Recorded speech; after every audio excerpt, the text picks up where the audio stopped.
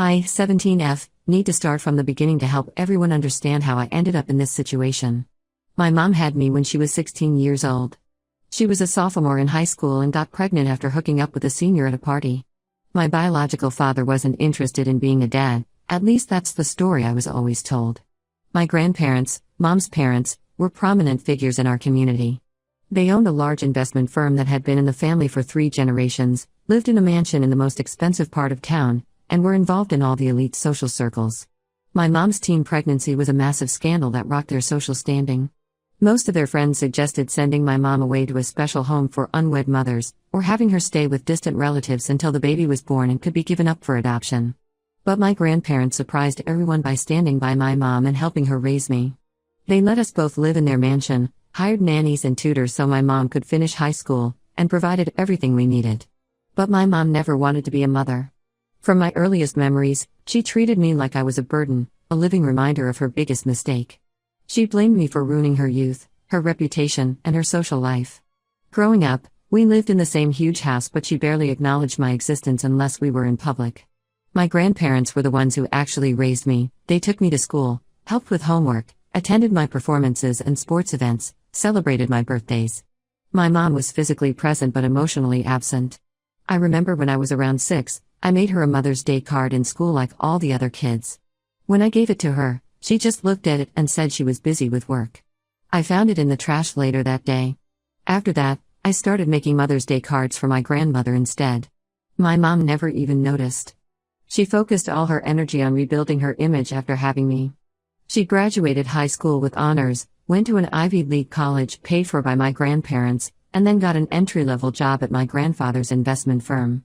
She worked her way up through the ranks, eventually becoming the chief operating officer by the time she was 30. Everyone in our social circle praised her for being such a strong single mom who had overcome teen pregnancy to become successful. Articles were written about her in business magazines, highlighting her as an example of female empowerment and resilience. But behind closed doors, she treated me like I didn't exist. If we were at the same dinner table, she would talk to everyone else but ignore me completely. She never came to any of my school events or activities unless my grandparents specifically insisted she needed to be there for appearances. Even then, she would spend the whole time on her phone or talking to other parents, acting like I was someone else's child she had no connection to. I learned early on to stay out of her way. I kept quiet, got good grades, participated in all the right extracurricular activities, and tried not to need anything from her. My grandparents provided everything. They paid for my private school tuition, my clothes, my activities, my summer camps. My mom lived in the family mansion with us but spent most of her time either working or socializing with her wealthy friends. She'd sometimes bring boyfriends home, but none of the relationships lasted long. I later overheard her telling a friend that men were put off by the idea of dating someone with a teenage daughter. Things changed dramatically 6 months ago when she met Richard, 45M, at a charity gala. He's the CEO of a successful tech company and comes from old money like my grandparents. They had a whirlwind romance. Suddenly he was always at our house, and my mom was happier than I'd ever seen her. They got engaged after just 3 months of dating. I thought maybe things would finally get better, that having a stable relationship would make my mom softer towards me. I was wrong. A week after the engagement, my mom called me into her home office. She told me I needed to move out before the wedding. She said Richard was her chance at having the perfect life and family she always wanted, and my presence would just remind everyone of her youthful mistake. She told me I had ruined her life once by being born and she wouldn't let me ruin it again. She said Richard knew about me, of course, but they had agreed it would be better if I wasn't around to complicate their fresh start. I was shocked but not entirely surprised by her attitude. What did surprise me was that she had waited until my grandparents were away on a month-long Mediterranean cruise to have this conversation. She told me I had 2 weeks to find somewhere else to live. When I tried explaining that I was still in high school and had nowhere to go, she said I could figure it out just like she had to figure things out when she got pregnant with me. She conveniently forgot that she had my grandparents' support and never actually had to figure anything out on her own. She started moving my things to the guest house the very next day. She changed the codes to the main house and told the staff I was no longer allowed inside except to get any remaining belongings. She treated me like an unwanted houseguest who had overstayed their welcome. I spent a week in complete panic, trying to figure out what to do. I couldn't reach my grandparents since they were on a cruise ship with limited connectivity. None of my friends' parents would take me in long term, and I couldn't exactly explain the situation without causing a huge scandal. Finally, after a particularly bad night where my mom had security escort me out when I tried to get food from the main house kitchen, I broke down and called my grandfather's personal secretary. I knew she had emergency contact methods for my grandparents. I explained the situation and begged her to help me reach them. She managed to get through, and they immediately cut their cruise short to come home. When they got back, I told them everything, not just about being kicked out, but about all the years of emotional abuse and neglect. About how my mom had treated me like I didn't exist, about all the times she had made me feel unwanted and unloved, about how she only acknowledged me when we needed to maintain appearances in public. My grandparents were furious. I had never seen my grandfather so angry. He immediately called an emergency board meeting and suspended my mom from her position as COO pending an investigation into unethical conduct. Apparently there were already concerns about some of her recent business decisions, and this was the final straw that made him realize she wasn't fit for the position. My mom was livid when she found out about the suspension. She showed up at the mansion screaming that I was a manipulative liar who was trying to ruin her life again. She said I was jealous of her happiness with Richard and was trying to sabotage her relationship. My grandmother had security escort her out while she was still screaming about how ungrateful I was. Richard called off the engagement the next day when he found out about the suspension. Turns out he had been mainly interested in merging his company with my grandfather's firm through marriage. That was 3 weeks ago. My mom has been alternating between threatening me and trying to guilt-trip me. She's been blowing up my phone saying I've destroyed her life twice now, once by being born and again by telling my grandparents the truth. She says she'll never forgive me for ruining her chance at happiness. But for the first time in my life, I'm not letting her manipulate me anymore.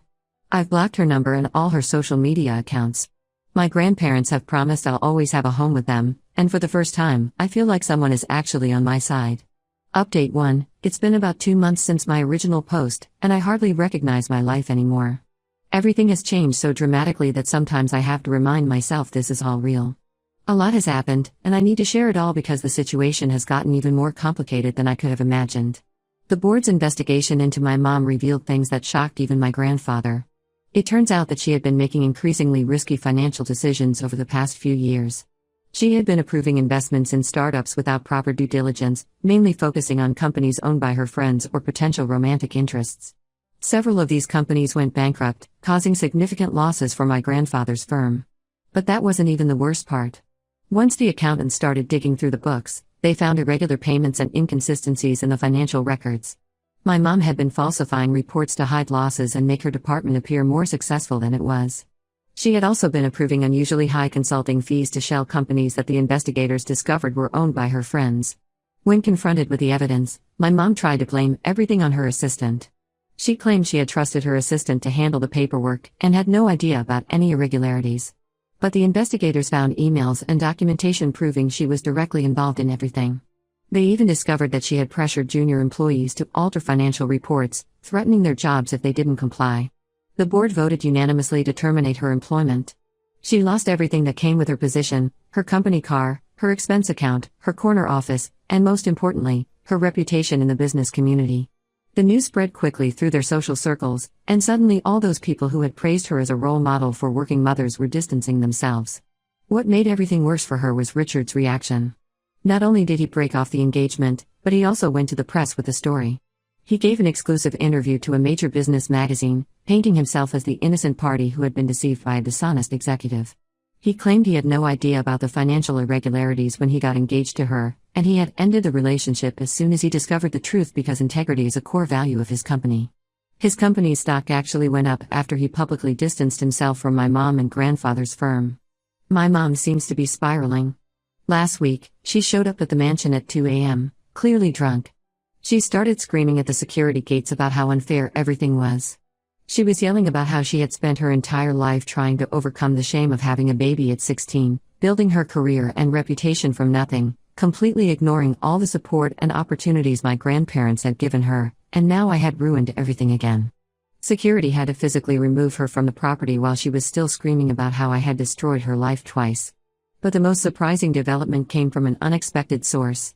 After news of my mom's firing made the local papers, some of her old high school classmates reached out to me through social media.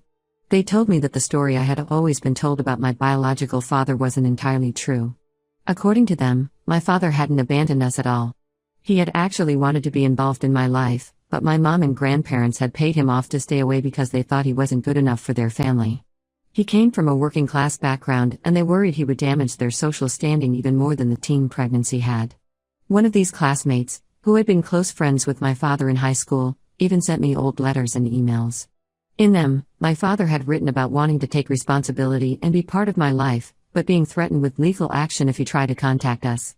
The last email was from when I was about 2 years old, where he finally accepted a large payment from my grandparents in exchange for signing away his parental rights and agreeing to never contact us. I showed these messages to my grandparents. My grandmother broke down crying and admitted it was true. She said they thought they were doing what was best for everyone at the time, and they had convinced themselves that a clean break would be better than having my father in and out of my life. My grandfather seemed ashamed and said they had been wrong to make that decision without considering what I might want to know when I was older. I'm still processing all of this information. Finding out that my father didn't abandon us willingly, that he actually wanted to be part of my life, has shaken everything I thought I knew about my family. My grandparents have offered to help me find him if I want to, but I'm not sure if I'm ready for that yet. I have enough to deal with right now with my mom's situation. The latest development is that my mom has started sending emails to everyone in their social circle trying to paint herself as the victim. She's claiming that I manipulated my grandparents into turning against her because I was jealous of her relationship with Richard. Some people have actually reached out to express sympathy for her, but most seem to see through it. They've all seen how she treated me over the years, even if no one ever said anything about it. I'm trying to focus on finishing my senior year and planning for college, but it's hard with all this drama going on. At least I know I have my grandparents' support now, and I'm finally starting to understand that none of this was ever my fault. My mom made her own choices, and now she's facing the consequences of them. Update 2. It's been 4 months since my last update, and the situation has gotten even more intense than before. After losing her job at my grandfather's firm, my mom's life went into a complete downward spiral. She tried applying to other investment firms, but word had spread about the financial irregularities at my grandfather's company. No one wanted to take a risk on hiring her, especially since she had been in such a high position when everything happened. She had to sell her luxury condo in the city because she couldn't afford the mortgage payments anymore. She moved to a small apartment in a less prestigious area, which I heard about through family friends who seemed to take pleasure in updating everyone about her fall from grace. She also had to sell her designer clothes and bags to cover her basic expenses. From what I heard, she even tried to start a financial consulting business, but no one would hire her once they Googled her name. I started my senior year of high school last month, and I thought things were finally calming down. But then my mom showed up at school during lunch period. She was wearing clothes I'd never seen her in before, nothing like her usual designer suits. She cornered me in the cafeteria and started begging me to tell my grandparents that I had lied about everything. She said if I just admitted that I made up the stories about her neglecting me, they would give her back her job and everything could go back to normal. When I refused, she started screaming about how I was an ungrateful brat who had ruined her life. She said she should have given me up for adoption when she had the chance. Other students started recording the scene on their phones, and it was completely humiliating.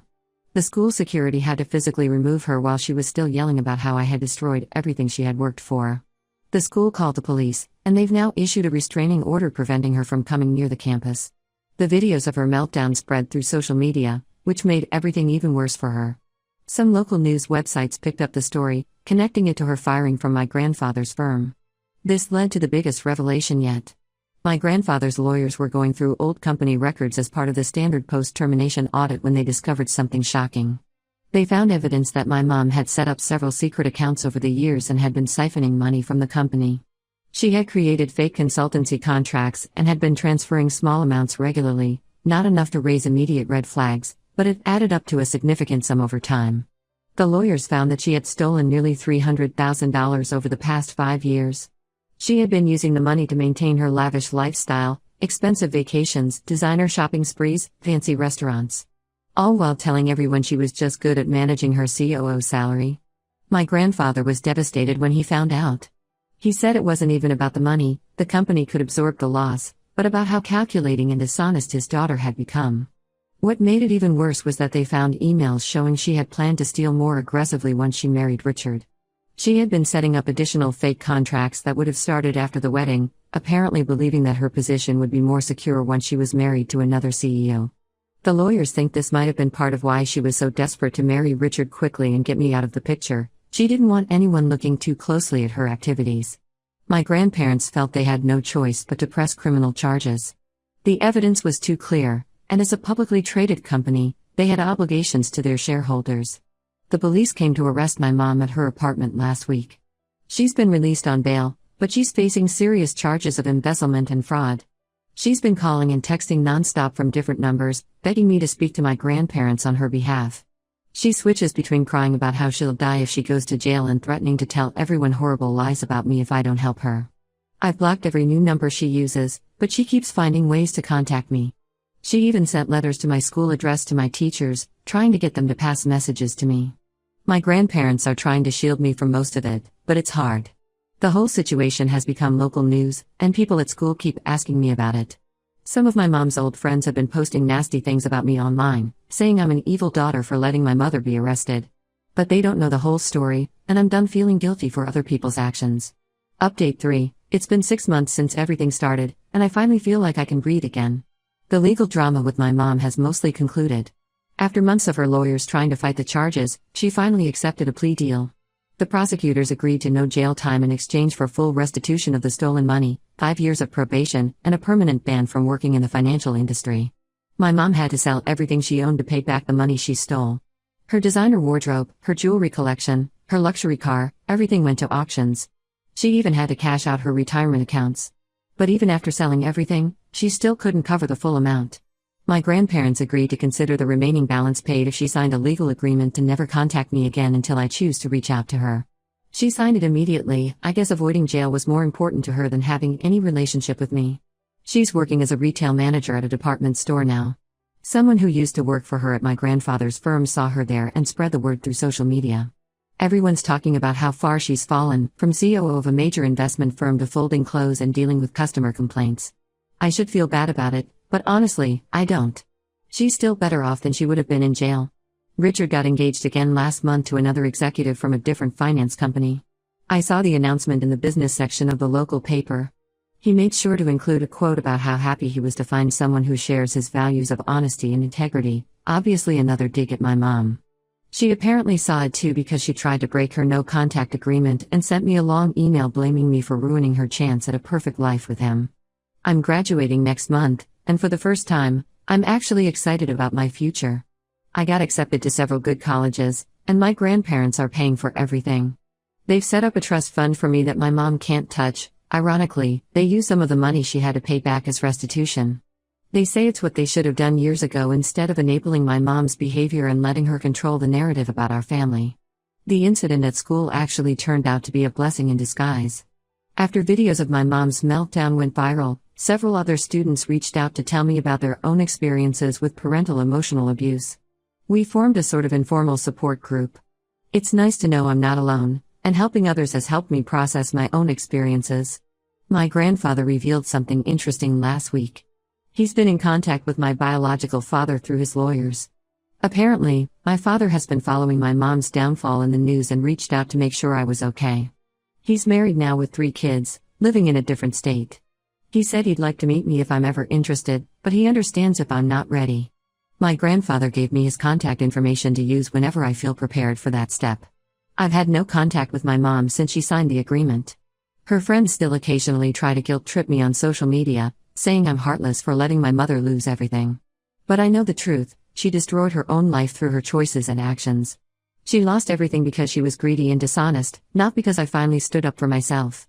I'm just glad I finally stopped letting her make me feel guilty for simply existing. My grandparents have been amazing through all of this.